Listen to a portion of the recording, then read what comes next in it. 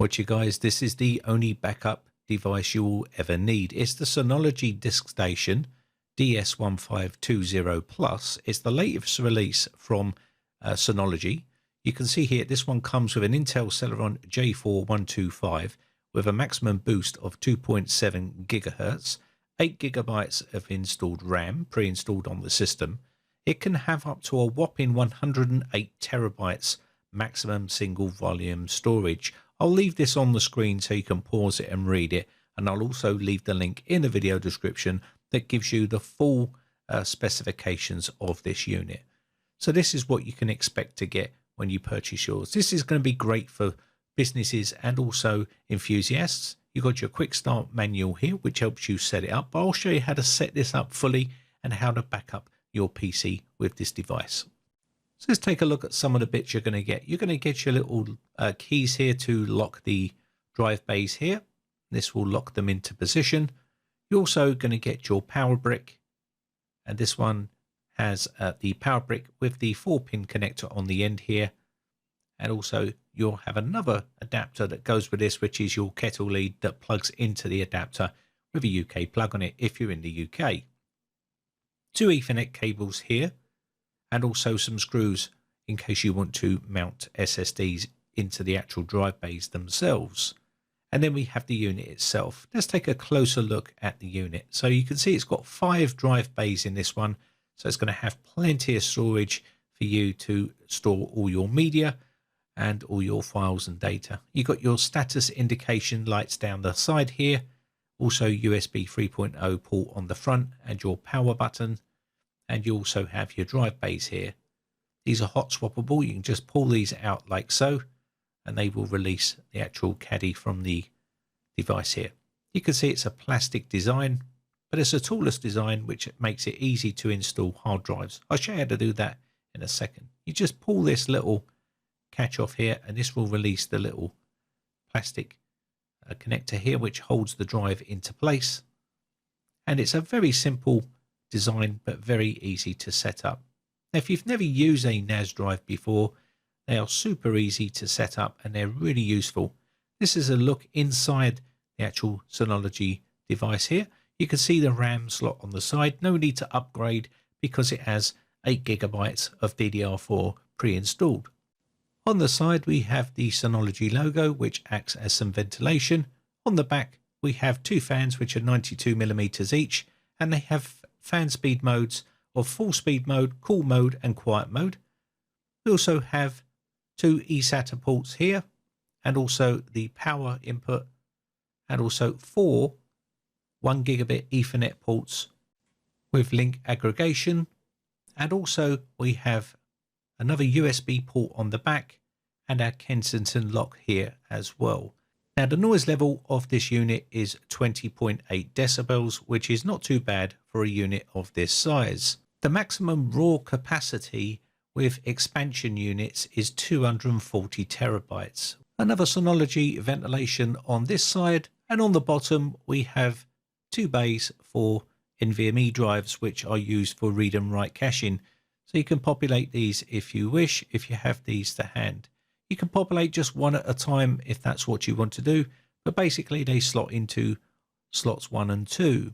I'll show you how to set this up a little bit later on in the video. We got some rubber feet here which will help with anti-vibration, and these are the drives here in their little caddies here. I'll show you how to set these up in a second, but basically you just slot these into their bays here. Now, these are hot swappable. And the maximum internal raw capacity is 80 terabytes. That's 16 terabytes drives times 5.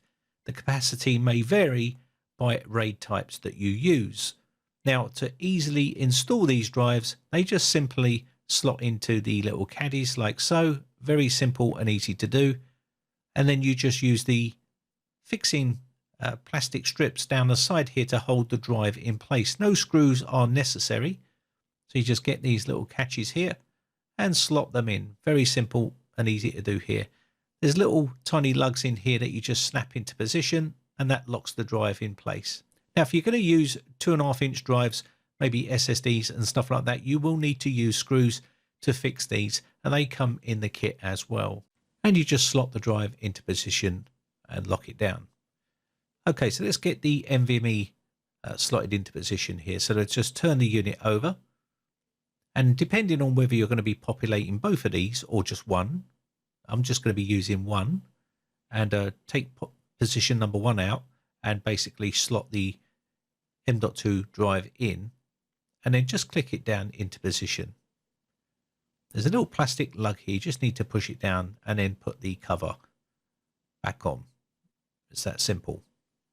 If I got it round the right way. So just switch it round. There we go. So now we've got that into position. All we need to do is add some power and our Ethernet cable and power it on. I've got this already done, so you can see it's now working. The status light is flashing and all of the drive lights are on. Now, if the two of them are not on, that means these bays are not populated, and that's okay. So let's go back over to the computer now. And what you need to do is go find.synology.com, and then you can proceed from here. Once you do proceed, you want to go out onto your local network and search for the NAS drive that's plugged into your local network. Obviously, you'll plug in your Ethernet cable from the NAS drive to your router or a switch or whatever it is you're using, and this will be detected on your local network. You can see now it's found our Synology NAS, and it's found the model number here, and it's given us the IP address and the MAC address, which I've covered, and all we need to do is connect to it. It's that simple. So just click on connect. It will ask you to agree to their terms and conditions, and I'm going to click OK. Once we've got that done, we're ready to set up the NAS for the first time. So let's go ahead and let that populate, and you should see a welcome screen with setup. All you need to do here is click on the setup button, and this will allow us to set up our NAS. It's going to ask us to install DiskStation Manager, which is DSM. Click install now, and just say I understand that it's going to wipe all the data and partitions on these drives. This will go ahead and start installing DiskStation Manager onto those drives and get it ready for us to create a volume and then put our data onto the drives. I'll show you how to do all of this in this video. So it's going to be a pretty long video. So now we've got the installation part done, we now need to create an administrator account for this Synology NAS. So you need to give it a server name, a username, a password, and I've already done that. So I'm going to click next. And now we can set up our quick connect if you want. You don't have to do it right now. You can do it later on. If you want to skip, it's just under the next button. I'm going to go ahead and set this up. Next, you need to select I agree to the Synology account terms of service and accept the acknowledgement of Synology account privacy statement and click next. This will help us set up our quick connect, which will make it very easy to connect to your NAS from anywhere in the world.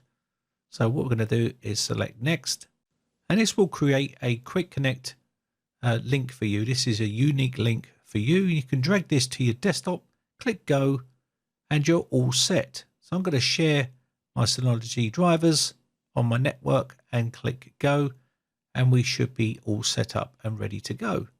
Let's go ahead and do that. Click next. And now we're at our NAS drives desktop here. You can see here.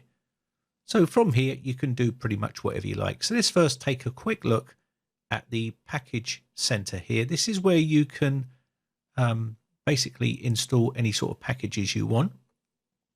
Just have to accept their terms and conditions here.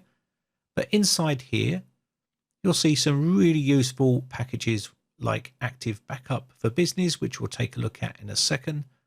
And we've got bunches of other stuff in here, which is very, very useful if you have a NAS drive. So for instance, we've got Cloud Sync, we've got Active Backup for Business, got Active Backup for Office. You've also got Audio Station here for your music library.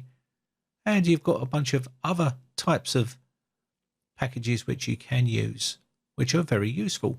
For instance, you've got Glacier Backup here, File Station.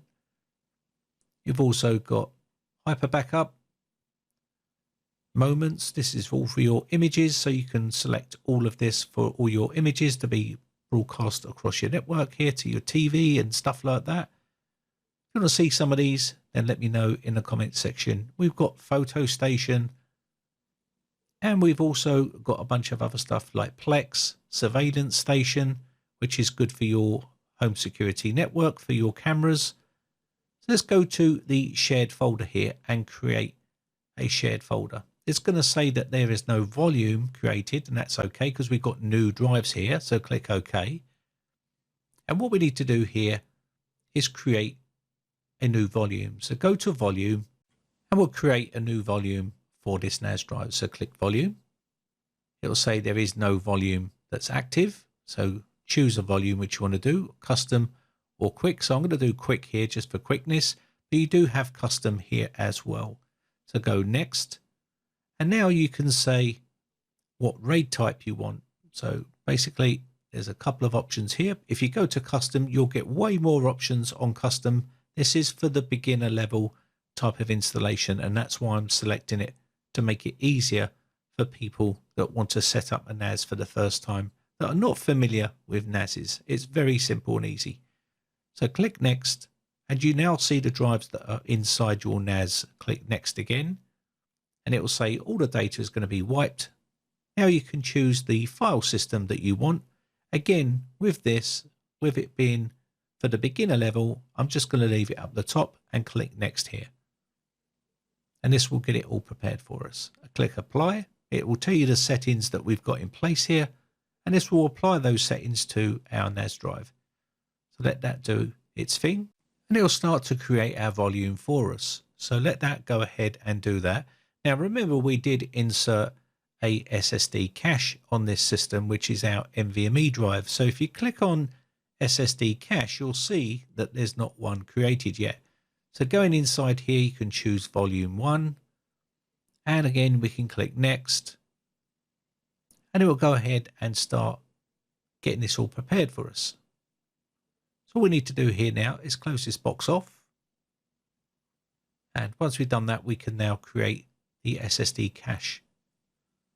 So I'm just going to close this little window and then go to create up the top, and this will let us create our cache, our SSD cache. And you can see it's only allowing me to create the read only cache, and that's because I've only got one M.2 NVMe drive in here. If I had two, I could do the read and the write. So you can see this is going to set this up. You can set this up to how you like. So let me just apply these settings here, and that's our cache all set for our SSD that we've got inserted in here. It's going to say I understand, and it's going to wipe that for us and get it all prepared. That's all done now. So let's take a look at backing up your computer. So already you can see here active backup for business. You can click on this and install this package, and this will allow you to back up your PC for free. Now, of course, if you're a business, you may want to use some of the other features that this has to offer. So let's click on open, and I'm going to activate this piece of software that we've just installed. So click activate. And it's going to take you to a page here that you have to activate. And once that's activated, you can see here, put the tick in, click next, and put your email account and also your password, and then click activate. I've got mine done. So now we can open up the active backup for business. Now you can see here, it's very simple and easy to do. You've got your backup calendar, you've got your overview, your PC, you've got your physical server, you've got your virtual machine or file server, depending on what you want to try and do. So if you're a business, you've got all of the options available to you here. If you're a home user or a small business and you've got a bunch of PCs, you can also back those up as well. So we're going to click on PC and add a new Windows device to the list. You can see it's got 32-bit and 64-bit here, depending on what one you're using. I'm going to click on 64-bit. This is to install on that computer that you've got that you want to back up. Next, all you need to do here is view the template. So let's take a look at the template that it's got set up for us for this backup. So we'll click on view template, and there you can see it's already set there. You can create more templates if you wish, or you can edit or delete templates up the top here. You can see there's one here. So let me click on edit here, and you'll see inside here that it's got this set to apply to. And of course, the source and the destination, it's got the entire drive, back up the entire hard drive. You can remove that if you wish, and you can do system volume, and you can do a bunch of other stuff inside here and set it up how you want to have your backup done. You can see we've got enabled data transfer compression and also enabled data transfer encryption. And you can browse the backup destination on your NAS. If you want to create a separate folder called Windows 10 Backup, you can do. At the moment, it's going to be called Active Backup for Business. You can change that to whatever you like. Also, we've got a schedule here. This is to do a manual backup, or you can have it as a scheduled backup. And here, you'll do it by time. So you can do it run on weekdays, daily, weekend, weekdays, and whatever you want to do. Repeat type, monthly, hourly, daily, or start at, and also backup event. And you've got only run backup tasks within the allowed backup window, and also backup instantly after the client is connected to the server. So once I've got this set up, I can click OK and put the ticks in the bottom one, and it will automatically start backing up that machine. You can keep all of the versions here or apply the following methods and set this up how you like here. Here is the privilege, and basically you give privilege to yourself and away you go. It's going to back up the system volume if you select this, or the entire device. And once you've got that set in stone and basically install that software on the computer that you want to back up, it will start to back up. You can create another one, and you can do this for as many PCs as you like here. So let's create a backup with our Windows 10 backup software. So go to shared folder and create a new folder. Inside here, we need to give it a name. You can call yours whatever you like, Windows 10 backup, photos, whatever you want to call it. I'm going to use something along the lines of, let's just say YouTube backup. And we can also give it a description, and you can put videos or whatever it is you want to put in here. This location will be volume 1 because that's what we're going to be backing up to. You can hide the shared folder in your your network places, and you can also hide the subfolders from users without permissions. You can enable the recycle bin and restrict access to administrators only. And we can now click next. And again, we can encrypt the shared folder and give it an encryption key and confirm that encryption key here if you want to encrypt your data. Click next. And you can also enable data checksum for advanced data integrity. And this also allows you to enable file compression and enable shared folder quota and put all that inside here if that's what you want to do. I'm not going to be doing that in this video, but if you want to set it up, it's pretty straightforward. So click next. And now you can see the settings that we got in place here. We can apply these, and now we should have our permissions coming up. So you can give permissions to whoever it is that you want to set it up for. So for instance, I'm going to set this up for read and write access for myself and restrict no access to anyone else who's on this NAS drive. It's that simple. Once I've got that done, all I need to do here is go to OK. And that means that I'm going to be the one that's going to have read and write access for those files. You can now see we've got this volume 1 YouTube backup, and all my files will be uploaded to that once I set it up on my Windows 10 machine. So let's head over to the Windows 10 machine here, and we'll go down to the folder for this PC. You can see here, and what we're looking for here is the network. So go to network, and if we click on this, it's probably going to say network discovery is turned off. By default, it's turned off. You can click OK here, and a little yellow bar will pop up. Click here to change and turn on network and discovery and file sharing. So I'm going to be doing make the network that I'm connected to private. So click on this one. And basically from here, I can now right click on the network icon here and map a network drive.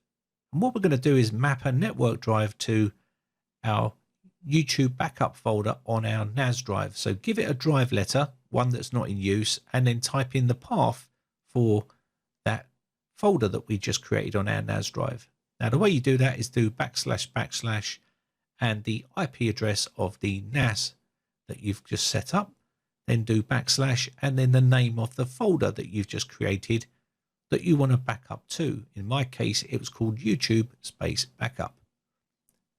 And this is case sensitive, so you need to make sure that you've got this set. You can browse to it. Once that's done, we need to click finish. And this will now pop up this Windows security box, and this is where we need to put in our username and password for our NAS, and you can put remember my credentials if you wish. This now gives us access to that folder. You can see it right here. So now we've got access to it on our Windows 10 PC. We can drag and drop stuff into here if we wish, or we can set up a backup using the Windows backup. So I'm going to go into the search and type backup and click on backup settings. Click on this here. You can also use other software like Acronis or Macro Reflect or wherever it is you want here, but you should see backup using file history. Add drive. So I'm going to add a drive and it will do a search for the drives. You should now see YouTube backup here. I'm going to click on this one because that's my one. Yours will be whatever yours has been created. So click on this and it will say automatically backup files to that locations here. So you can see automatically back up my files. Click more options and this will give you access to the overview of this backup. We ain't going to run the backup just yet because I want to make some changes. So you can see we've got a full list of stuff that it wants to back up. Now I don't want to back up all of this stuff.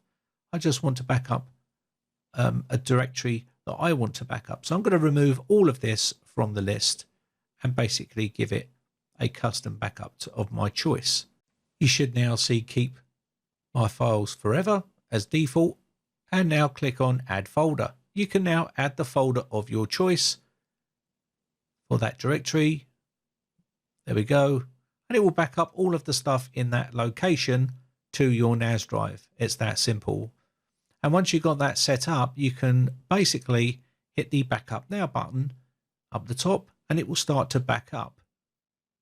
And you can set up there whatever you like, the way you want to do it. But I'm going to back up now and it will start to go up to the NAS drive here or over to the NAS drive. So that's now done. Let's quickly take a look at the map drive here for the NAS drive that we set up, the folder we set up, which is called YouTube Backup. And you need to go through here and check and see if the data is being sent across to your NAS drive. So you can see here the data is already being sent across the network. And you can see how quick that's going across here. If you look inside here, you'll see the folders are starting to go across with the videos inside them. There you go. Very quick and easy to do. And that's how easy it is to back up to your NAS using two different methods. So anyway, I can quickly go over to the NAS drive now and quickly check on here to see. So you can see them physically on the NAS as well. There we go. So going to here, same file tree here that you just see on that mapped network drive. And you can see the files are now already going across the network. Anyway, I think that's going to be about it. It's a pretty long video. I'm sorry about the length of it, but I wanted to make sure I showed you from the start to the end how to set it up and how to back up all your data. And this is the only backup device you will ever need. My name has been Brian from briteccomputers.co.uk. Hope you enjoyed the video, guys. If you did, then give it a thumbs up and I shall see you again for another video real soon. Thanks again for watching, guys. Bye for now. If you haven't subscribed yet, hit the red subscribe button and then hit the bell notification button and click all to be notified when we upload new videos.